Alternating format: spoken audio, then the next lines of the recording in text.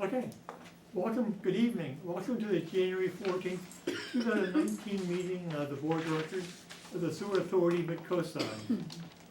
The meeting is called to order. May we have roll call, please? Director Reddick, Here. Director Lohman, Here. Director Dye, Here. Chair Blanchard, Here. Director Penrose, Here. Director Boyd. Here. Okay. Bless you. Okay. So, yeah, Director Blanchard, before we go on to the next item, I wanted to take the opportunity to introduce our new Supervisor of Administrative Services. Her name is Stacy Thompson. She started on the 27th, but this is her first opportunity to meet the board. Welcome. welcome. Bless you again. Bless you. Okay, so now we have item 7B, which actually is a election of same officers. And so we just go through and find nominations for, I guess, procedure would be president, and I would turn over to president, and the president would then go ahead and get the other officers, I guess, that's how we wanna do it, okay? I nominate Deborah Penrose to be chair. Wait a second. Don't second nominations, Oh, you have, okay, but I don't hear any other nominations. Are we still doing rotations? I've been gone for a Yes. year and a half. yeah, it's Halfmoon Bay. Okay. I would say we do vaccination on Okay, Okay. super, congratulations, Thank you. okay. Yeah, I couldn't make it first. You wanna run it, or you wanna run for your spot, or you wanna switch? No, I can run it from here. Yep, good enough. Now, where are we? Item 1B, 7B. 7B. 1B. 1B, sorry, very top. 1B. Maybe it's in here. Yep, so, vice chair. Okay, I'll take nominations for vice chair. Is there a rotation person Yeah. that would be moving it? Well, before it would be, it may go back to Montero, because Catherine was the chair ahead of time. that. Yeah, I would nominate Catherine. Yeah. I think that maintains the order. Okay. Okay, So, sounds good. And anything else? Secretary. Nominations for secretary. what are the requirements to sign? Signing Thank you. resolutions and. No, that's minimal sign. Hmm? Yeah, not too much sign. Treasurer is more checks. Yeah, the treasurer has a little more work. And the position has been combined secretary treasurer before, and just this last time, it was separated out. But Can we typically- combine it again? Oh, yeah, typically it is combined, Okay. but it doesn't have to be. I nominate Barbara Dye for secretary treasurer. What do I have to do?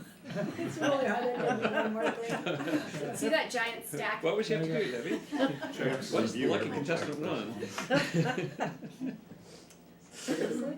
Yeah, signing of, the treasurer signs the checks, the secretary predominantly signs the minutes, and sometimes we'll have other things, but that's the majority of it. Just sign all those checks. Well, allow me to point out that our current treasurer has prevailed on others to help sign, so like tonight, I've got this stack, if that's okay with you. So we'll do it tonight, Yeah, and then, but you can As long as I have help, I'm happy to do you can always ask for help, and people are always willing to help. Well, and we would have to add you to the checking account first Right. before, you That's would be right. signing those anyway, but so- other than So we that, do have to do it tonight. Yes. Yeah. Yes. yes, You were. yes. Okay, so was that decided you would be okay with that, Director Dye? guess. Okay. I'll take that as a yes. And that's it, Brian's right? with yes. Mm-hmm. Yeah. We're done. Okay. We'll move on to public comment. Anyone here for public comment? If not, we'll convene in closed session. I believe. Is there any public comment? No. Consent agenda, do I have a motion? So move. Second? Second, So we read it in a moment. okay. We will move on to. Leonard must be We should shaking vote, in though. his. We do have to vote. It'd be bad. I Let's missed the vote on the meeting and I consent couldn't give him agenda his comment. motion. or- Just gonna put Aye. a comma. Oh. Aye, Aye. aye for the consent Yes, agenda. aye. Aye, Present 'em it's with a unanimous. comma. That's great. But then I Now missed we can the sign. meeting. We're moving on to item 7A. Thank you very much. As you recall, in the November meeting, oh, so many moons ago, we discussed the fact that the contract with Bull Polsner, Maddow, Nelson, and Judson for general counsel legal services was termed to expire January 31st, 2019. And so at that time, we had asked for both an extension of the term as well as an increase in the total contract amount in order for us to continue through the calendar year of 2019 based on the types of litigation and projects that we had out there. There was a request to have some additional information, to look at evaluating the services as well as what some of the other options were, and then also looking at would we want to extend it to the end of the fiscal year, to the end of the calendar year, those kinds of things. So one of the things that I did was I went out with a request for proposals to see what our options were so that we could have that as part of the discussion, or should we extend it to June 30 or December 31st, or what the board would prefer. And unfortunately, I did not receive any proposals back. So, and I did attach a copy of the request for proposals. It was based on the language that was used 3 years ago. I can tell you at least two of the firms that I sent it to, there was a potential for conflict because they either are or have recently done work for one of the member agencies, which would make it a potential conflict for them to then work for SAM. So that narrows the field a bit, especially when you look at wanting a firm in the Bay Area. So all of those things together, I think might have limited just the number of firms that could even potentially put a proposal in. So right now, because the contract is set to expire at the end of this month, I think it's really important for us to extend the contract. At the December meeting, the board indicated that there would be consideration for extending it to the end of the fiscal year, which would be June 30. And so I have written this with the request as June 30, 2019, and then looking at the costs that we've incurred to date, what we anticipate the costs being between now and June 30. And then hopefully either going out again for another request for proposals, not over a holiday period, and potentially expanding some of the parameters that the board would consider, we might actually have some comparisons. So I'm happy to answer any questions that you might have. I have a question in general about item 7A and 7B. How many RFPs are we actually sending out? I sent out 8. 8. For the legal, I sent out 8, and part of that is just the parameters of distance, time travel, already knowing certain firms that are already providing services to the member agencies. So I sent them out to the firms in the area that would most likely qualify, meaning that they're not in Sacramento, they're not in Los Angeles. I wouldn't send them out because obviously the board's previous direction had been they didn't want someone from that far away. Okay, what about the cow pond one? Well, when we get to that point, I'll have Kishan Okay. discuss that, because that one's a little more specific. Yeah, But we do try to, it's not a construction bid, so we don't publish it quite the same way, but we try to do as much due diligence and outreach as possible to anybody that might qualify to submit a proposal. It's in our best interest to get as many proposals as possible for comparison. So like I said, I sent out 8 and I got 0. I think when the recruitment was done that I responded to back in 2015, I believe it might have gone through the CASA Attorneys Committee, I'm not sure, but there was a strict geographical limitation of 50 miles. The office had to be within 50 miles of Half Moon Bay. And so that was in the current RFP? Yes, and part of that is the cost of paying for someone to travel to the meeting. If you're paying for someone to fly up twice a month for the meeting, Yeah. from no, I LA understand, or yeah. drive from Sacramento, I mean, that significantly increases the cost. So unless the board was interested in expanding that, I think we'd have the same problem, which is most of the firms that are in the area who do this sort of general counsel work, and once you exclude out the ones that have or are currently advising one of the 4 or 5 agencies here on the coast side, you really narrow that pool. There aren't very many where there isn't the potential for a conflict, so we would definitely have to look at expanding that out. Obviously, I would like time to do that and to fully vet those opportunities to network with some of those firms who might be interested, maybe from Sacramento or from closer to Southern California. So that's why I'm asking to at least extend the contract to June 30, to give me that time to be able to do that, so I can bring it back to this board and hopefully have some options for you, so that if you decide to either continue the contract with Bold Polsner or to go in a different direction, at least you have some comparisons. Right now, I don't have any to present to you. Okay. And I've been here so far on this item to try to provide information, but because it concerns the possible continued retention of my firm, I would have a potential conflict. I don't want to participate in the making of this governmental decision. And so unless you have any questions for me factually about the buildings or whatever to date, I don't think I should step out. Okay.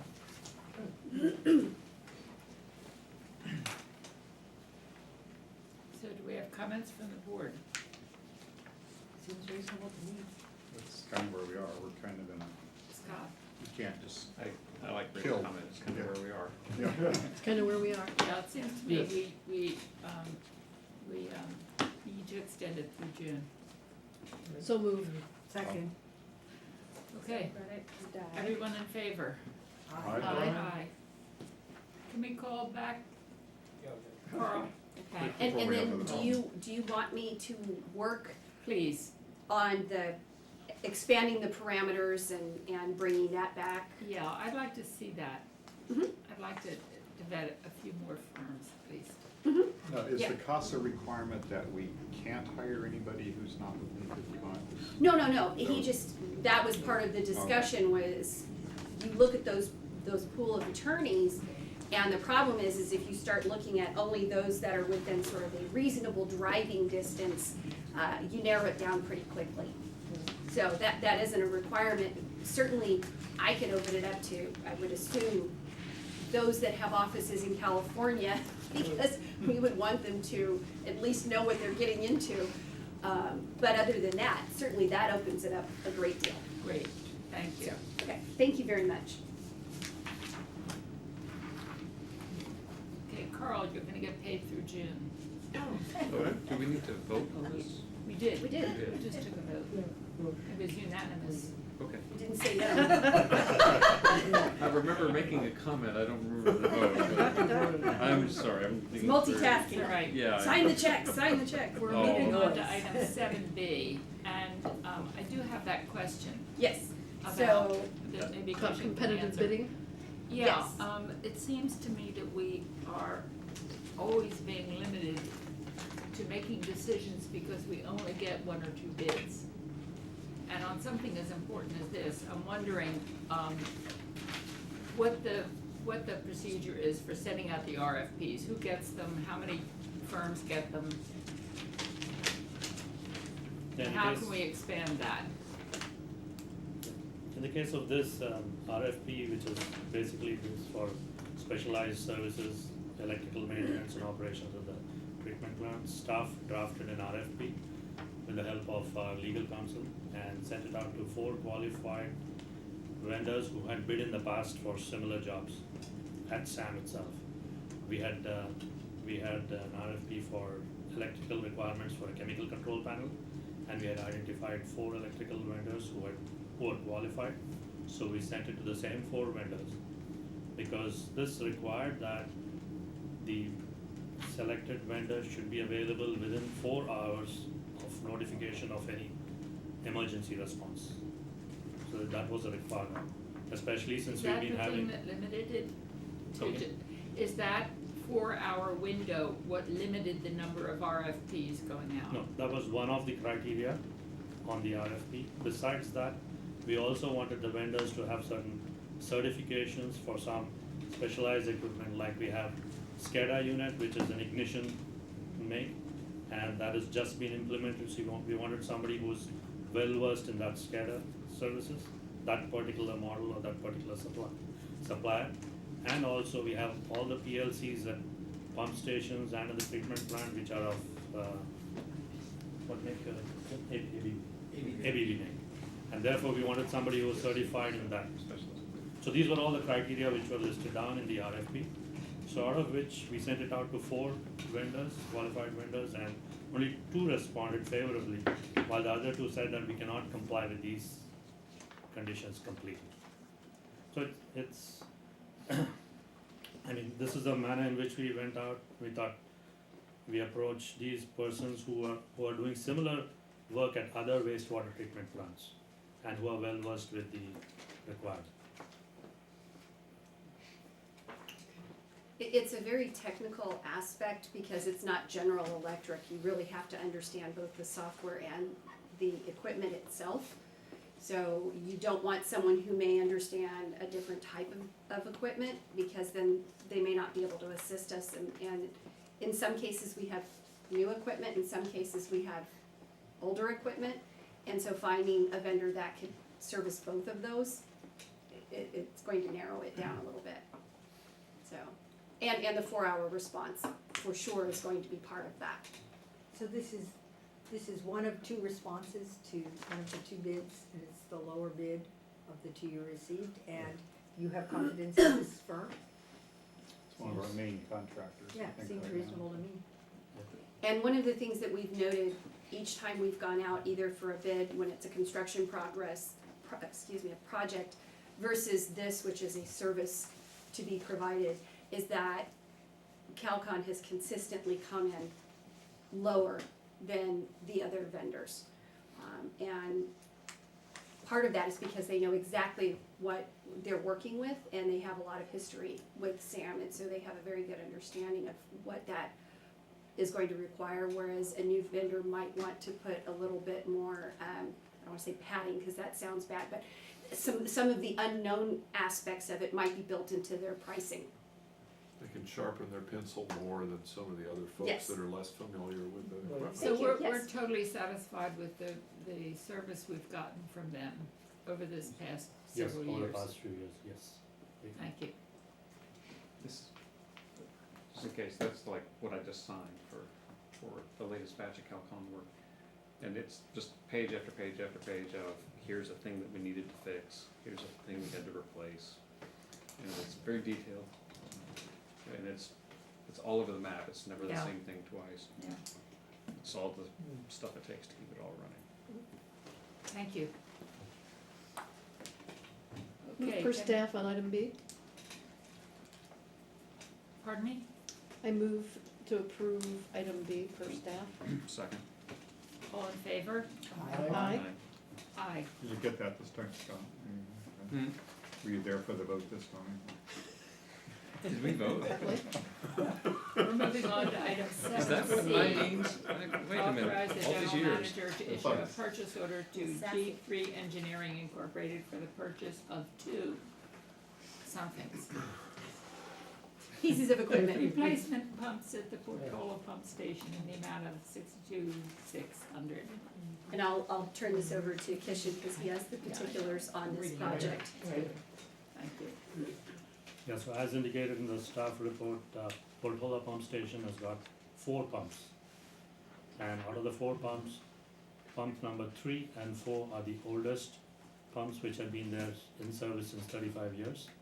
And these are kind of antiquated, they have long shafts which go through the roof and through different levels, and getting spare parts for those pumps is challenging. So we would like to replace these 2 pumps to the current pumps which are like 1 and 2. And therefore we sent out proposals to 4 suppliers, and we found that one of the suppliers has got, not only has got the lowest cost of the pump, but also requires very less installation modifications because of the way the existing pumps have been set up. And therefore we recommend that it be awarded to G3 Engineering, who's the lowest, as well as has the same make of the pumps which are existing in 1 and 2 right now. We talked about this last year, didn't we? This has been going on for a while. Yes. And it was included in the CIP. infrastructure projects for this year. Right. Can I have a motion? So moved. Well, I just wanna say that,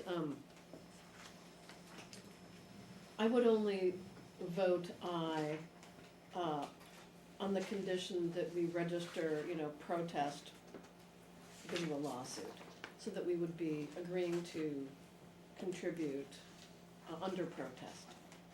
So I want that language recognized, perhaps. Because it's part of the IPS. Yes,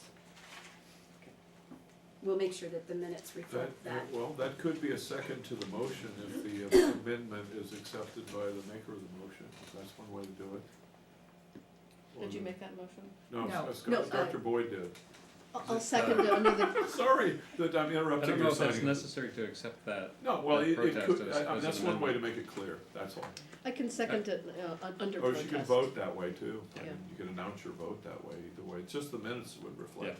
Well, the However you wanna the do minutes are already gonna reflect, so. Yeah, we'll make sure that the Okay. minutes Move reflect ahead. that All right. that's. Okay, all in favor? Aye. We move on to, item 7D, establish standing committees, setting time and place for meetings and appointing directors to each committee. So we had this discussion last year as well, in talking about, did we wanna continue the ad hoc committees? Did we want them to continue to be ad hoc? Did it make sense for them to be standing committees? I think that we have seen over the past year the benefit, actually the past 2 years, the benefit of having those committees. But I also think that it's a challenge for staff to schedule them and to get everyone together when they're not regularly scheduled meetings. And I think that over the past 2 years, it's been pretty clear that there is a good use for them to be standing committees, especially those 2 particular ones, not so much the outreach committee, but the board operations committee and the finance committee, helping staff, giving direction, providing input. I think it's beneficial that we maintain those committees, and with ongoing responsibilities, they would need to be standing committees. so this would require, public noticing? Yes, And filming, not necessarily filming. seems like a lot of work, that's why I'm just. Yeah, and To do all this. the recommendation didn't include, the cost of doing that, but obviously we would take action minutes just like at any other, like the special workshops and things like that. But I really think that staff has seen the benefit of having that subset of the board working together, especially with a representative from each of the member agencies. I think that it goes a long way in making sure that there's a feeling that everyone is involved at that initial read into whatever the issues are, and no one feels left out. And then it comes to the full board, and I think the board has indicated that it's more open to the discussion, knowing it's already passed through some of that process. And it's not always staff just bringing something forward. So, I think there's a lot of benefit to having like, for example, the schedule for the finance committee on the budget preparation. But it's still pretty episodic in terms of, it really only runs for a few months. and it's tied to the production of one budget. It sounded like, I thought I heard that there would be like regular, like maybe like regular monthly meetings that would extend that throughout the year, that would increase time and time investment on the part of board members and increase cost if we're compensating members for that. And I'm not so sure that for something like the budget, like if we actually start the work in October, we can be finished with much of that committee's work by March, April, which is the goal anyway, is to like really bring it home and get that into the full board process. So I was also thinking the audit, which this committee has indicated that it wanted to be more involved with. And so just about the time you're finishing with the budget, you're starting in on the audit. So the audit. But I hope the audit doesn't take anywhere near as much time. I mean, especially as we get the budget process. I Ironed do out. think that the budget and the audit though are sufficiently of public interest that it makes sense to make them standing. I understand your reasoning about it, but. Well, I don't want to see, look, we used to do everything that Sam did in one meeting a month, now we have two. These things have a way of growing their own legs, and I don't know that makes us more productive or efficient, so I'm gonna resist this notion. I have consistently when this has been brought forward. So And we have made many of these meetings, many of the ad hoc meetings, we've opened a number of these. But like if you look at the other committee, the board operations committee, that's not always, sometimes that's a place where we need to kind of have some really frank discussions, and I don't know that open is the right setting for some of those. So if it's a standing committee, those are always open, and to do that, then you're gonna have to somehow have a closed session in this, it gets weird. We've had budget workshops where we've invited everybody, and where we've televised it. I don't think that anything there limits what we can do to make it a public process. It's just, I think if we're doing a good job of knowing what our schedule is for working on the budget as a finance committee and sticking to it, committing to that work and having that schedule, like if we have that scheduled and we know about it in August, then actually scheduling those meetings should not be something that should be that hard for members of the committee to make happen. If you're scheduling those meetings in advance, you're kind of coming into the territory of standing committee, aren't you? Well, it's more No, about I know that regular, my question too, is to it's have more an ad about hoc regular committee meetings. which meets regularly, Yeah. is that legal? I mean, is Well, it- and it's also with Just have to a have a- standing assignment. Subject matter, and so I think we're at that precipice of a challenge Well- for that, as well as It's, the but it's not, transparency. but it's not like a monthly or a twice a month meeting. It's something where, here's the meeting we're gonna have to scope out the changes in the budget in the coming year. Here's the meeting we're gonna have to review the first draft to the manager. These are, be very tightly focused towards what it takes to get this year's budget done. And when this year's budget is in the hands of the full board, the committee should be able to stand down. I'm not really persuaded. I think just wanna make my argument. Yeah. I understand we all have different views on this. I totally get it, you know, when I first looked at it, I thought, well, maybe board operations, not finance, but the more I thought about it, and the convenience for staff, I just think it's the thing to do.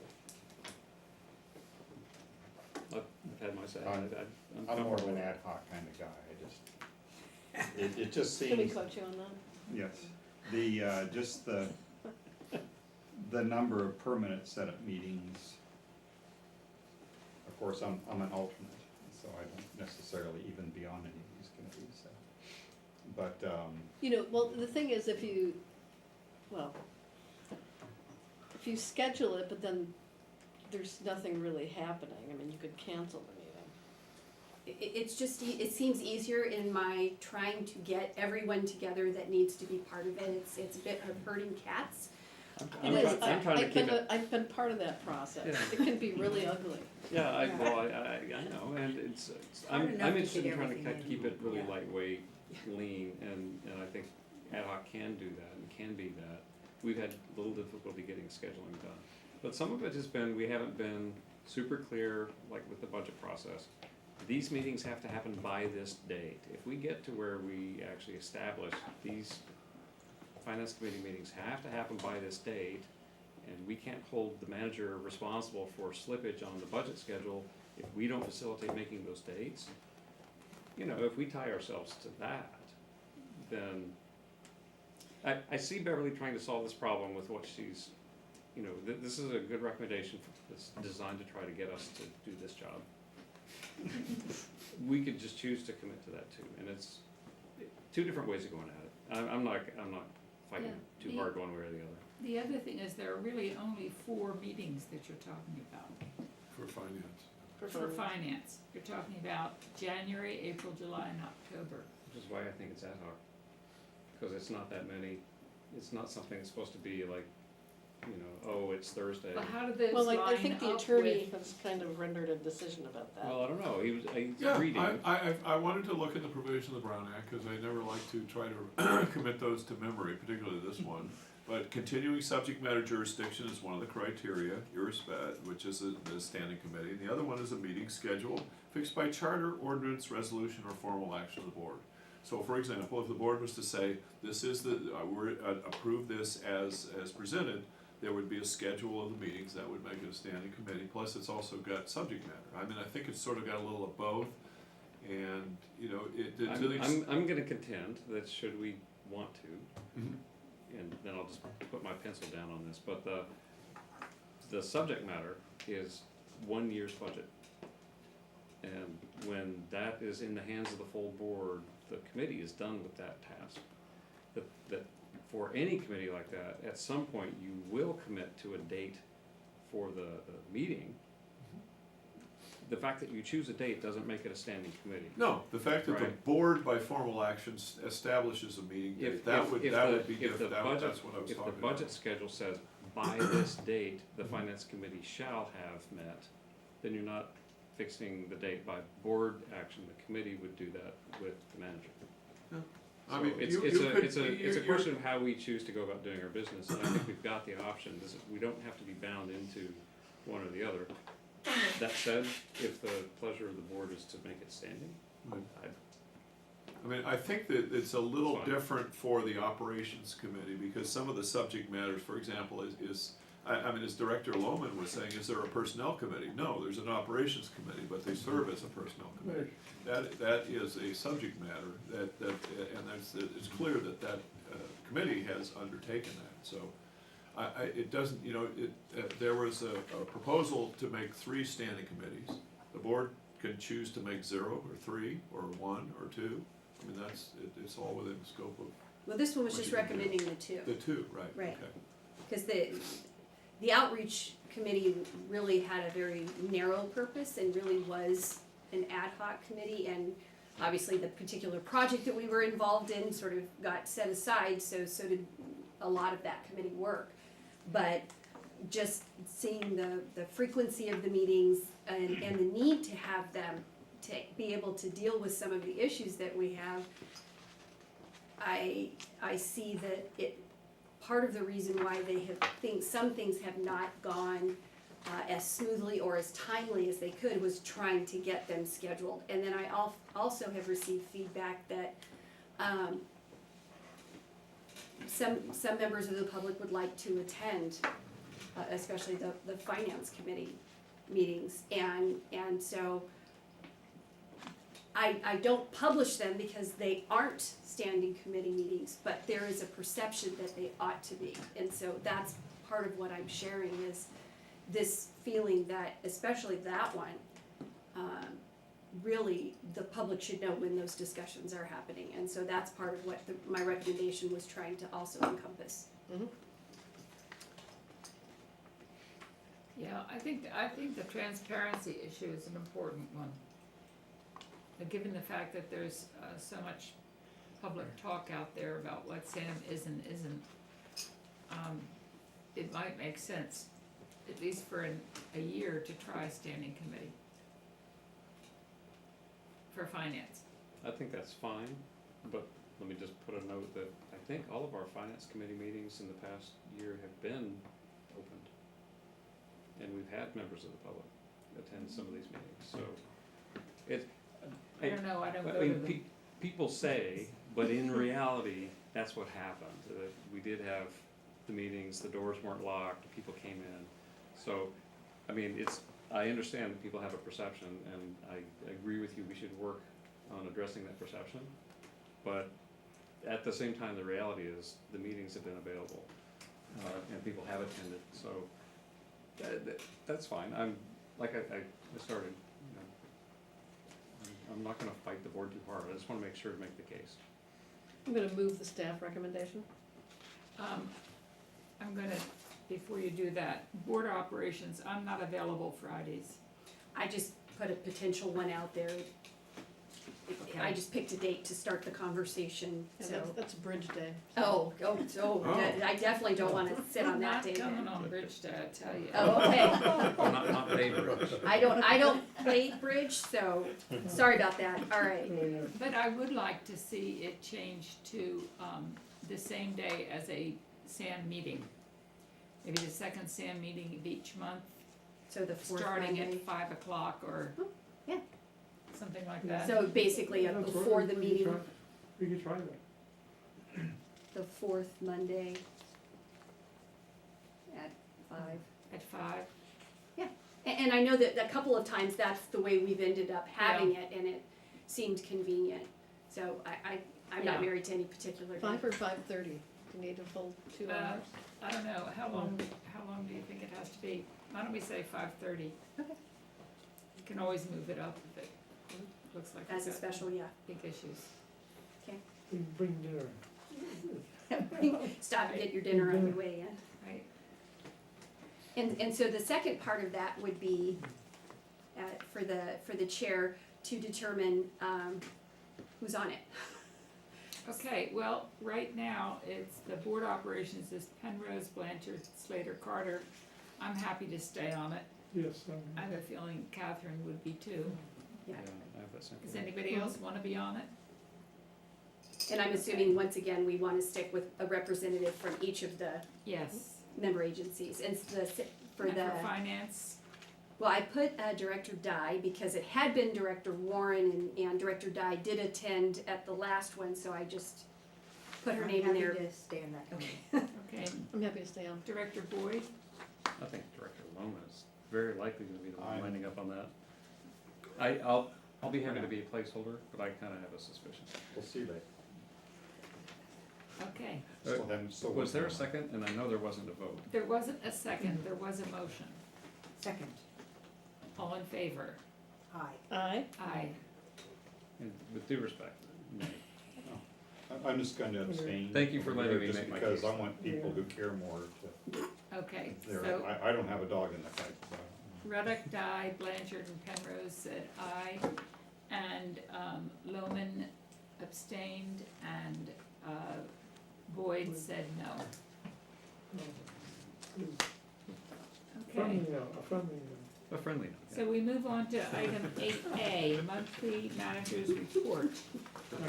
You, given the time, you have the report in front of you. This one, just because of all the holidays, making sure it's clear, this is the November report that you're looking at. And if you have any questions, I'm happy to answer or direct staff to answer. I have a question. I don't know enough about flares to know, but we're always having flare failure. Yes. So maybe Keishan or Tim or somebody can tell me what, We haven't we figured have out, fewer flare how do we reduce our flare failures? Can we reduce our flare failures? And have we cooked any seagulls with it yet? yeah, The flare, yeah, go ahead. the flare is kind of an interesting beast. So in, the last plant expansion was 20 years ago. The flare was piece parted together back then, right? It wasn't a single, and correct me if I'm wrong, it wasn't a single manufacturer, they kind of got a few different parts. So now when we run into flare issues, trying to work with a company that's no longer in business, we have to rely on third-party representatives trying to find parts for this flare. Why don't we just replace it? So a flare is, again, correct me if I'm wrong, a flare is approximately $500,000. And that is, That's now, already yeah, replacing. now that is just for the flare. That is not the demolition of the existing flare or the installation of a new one. Believe me, I would love to replace that flare because of its problematic design. A flare should be relatively simple to operate. It should be no more complicated than a Weber barbecue. But for some reason, this one has to be difficult. The flare over in Pacifica, I don't know if you guys remember the old flare in Pacifica. They basically lit it with rolled up newspaper and a match. That's how they used to light it. Kishan and I were just over at Millbrae. The flare they have over there, it looks very similar to what they had. It's like a single element thing with probably a little piezo lighter that starts it. For some reason, our flare is ridiculous, and Can't we we just have get a to- 3D printer or something? Could I we would get love to.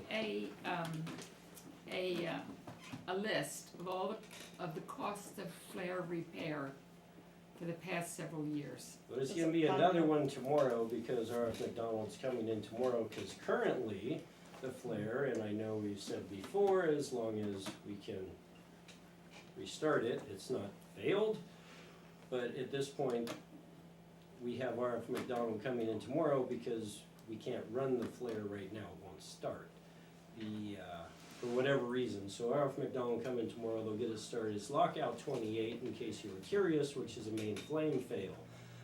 The reason for the main flame fail, hopefully he'll be able to identify that tomorrow.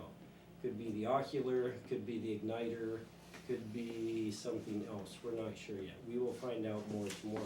Luckily, both boilers are operational. I'd like to know what it's cost us for flare failure Yeah, I think we over the need to last look at couple of this. years, because if it's gonna cost us $500,000, and we have spent $500,000 in the last 5 years, maybe it's time to replace the flare. And it That's all I'm serves saying. a valuable purpose. It burns off gases that we have to get rid of, right? So there's, So we need to have a functioning flare, right? there's, how detailed do you want me to get? We I have mean, a Not very, we have seriously. 2 minutes. Can we have have a 2 report at the minutes. next meeting? I'm not asking you for the cost now, I'm just saying, We can will, we we will compile have a list? report at the next meeting that is Gives a little more a background. little more background and the air quality issue and the cost. permit, that's part of it. But the cost of the repairs, Okay, I don't know if we can have the cost of the past 2 years for the next meeting, but clearly we can give you some more background for, it comes up in the, I know, I've commented on it as well. In What's the the, deal with that flare? yeah, it's in the staff report, but each one of those expenses is, each time.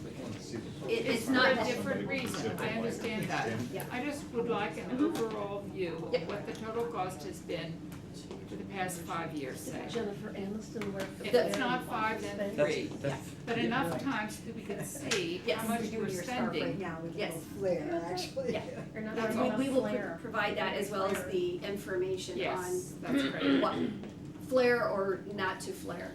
thank you. If you're satisfied with wearing just the minimum required number of pieces of flare, That's right, office space. Okay, I have another question on the We love Really that. said that. they started. I have another question on the manager's report. Yes. Are meetings happening between the general manager and the member agency managers? Is the recording issue stopping those meetings from happening, or are they happening? I think this is really important. As far as the member agency manager meetings, the member agency manager meetings originally were focused on the collection services aspect more than anything else. And then when those services were changing between the 3 different agencies were coming at it from a different direction, it really didn't lend itself to a common conversation. It was more of I speak with the city, I speak with Renata, I speak with the manager. And then the last time we had a member manager discussion, it was about the budget. It was based, to include the fact that I had received the direction to record it. The member managers informed me that they were not willing to have that recorded. That was just last month. We have a meeting scheduled for this month. Normally, we only have the one because they want it face-to-face, and one of the managers is only here once a month. So this will be the first opportunity for us to meet since the time when the managers indicated they would not approve being recorded. And did this board require that those meetings be recorded? That was the direction I received. I've never heard of internal administrative staff meetings being recorded. We discussed it and there was a request, but I recall you sent around an email where you felt like you had resolved that issue. And I think that's good, and I want to affirm, it's really important that the meetings happen. And I think that we've moved. That's what I'm saying. I believe we've moved beyond the conditions that led to the request in the first place. It's been substantial change, and I think that it's super important that the meetings happen. And we, if this board set the direction, can we affirm that the direction now is to meet? I'd It's like more to say important. that this It's more board important did to- not, yeah. did not direct it. A member of this board asked for it. It was not something we voted on. Yeah, so we can clarify tonight that it's really important to meet, we want you to meet, it's not a requirement. The board always wants to know what happened, so contemporaneous notes are always helpful. Yes. But I don't think anybody who's concerned about being recorded is gonna be upset that notes are taken. But I don't think we're even gonna give direction that we get detailed notes. I would just express, I'd love to see notes, but that's just generally a good thing if you I can think make it for the work. members who are meeting, that notes would be handy to refer to Yeah. action items or whatever. But And I- each agency's manager can also take notes and report back to the board. I have to interrupt for a moment. Can I have a motion to extend the meeting for 5 minutes? Second. Thank you. So it sounds like we're saying, look, we're counting on our professionals to use their discretion to figure out how they're gonna let us know what happened at the meetings, that the conditions have changed enough that we're okay as a group saying, please meet. Please. Great, okay, that's all I wanted to ask. Thank you for asking that question, That's because fine. I've been wondering about Thank you. I've been concerned about that. I'd agree with that. Okay. Okay, we move on to attorney's report. Well, I was all prepared to say I wasn't gonna give a report, but there was because we didn't have time, but now we have a little bit of time. But what I'd like to do is to say that I'd like to give you a report, which I traditionally do for one of my other clients in early January that's been postponed to February for them, but on the Brown Act, changes in the Brown Act, the Public Records Act, and Political Reform Act, and other governance laws. So I will probably do that. I will mention one thing. I have to run this down, but there was a revision to the Public Records Act to change, it used to say the plaintiffs receive attorney's fees, and a bill was introduced and passed to change it to requester.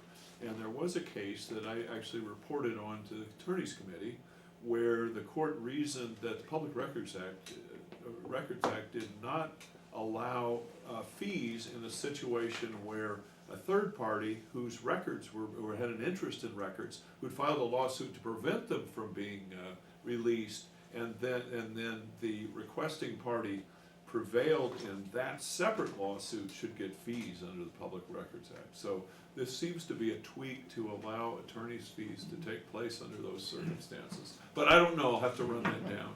And if that's too complicated, hopefully I'll explain it better when I do the report. I mean, I'm happy to answer any questions, but. Okay, director's reports. None. Topics for future agenda, board consideration, any changes to that list? Okay, with that, I will adjourn the meeting. Thank you. Thank you, congratulations. Thank you.